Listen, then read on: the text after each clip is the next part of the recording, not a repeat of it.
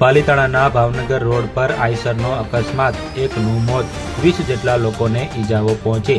પાલીતાણાના Bhavnagar road પર જસપરા ગામ નજીક વચ્ચે અકસ્માતની ઘટના બની હતી, જેમાં નીલગાય આડે પડતા અકસ્માત થયો હતો, જેને લઈને આઈસર વાહન પલટી ગયું હતું, જેમાં સવાર લોકોને ઈજાઓ પહોંચી હતી।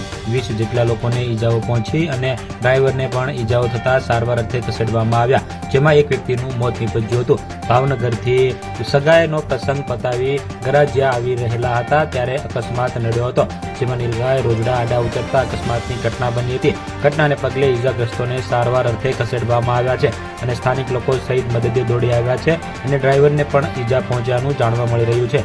ઘટનાને પગલે ગામના લોકો પણ મોટી સંખ્યામાં પાલીતાણા સરકારી હોસ્પિટલ દોડી આવ્યા છે, ત્યારે એક વ્યક્તિનું મોત નીપજ્યાના પણ સમાચાર મળી રહ્યા છે। ત્યારે ઘટનાને પગલે પોલીસે પણ ત્યાં ઘટના સ્થળે પહોંચી ટ્રાફિક જામ હલ કરાવ્યો હતો।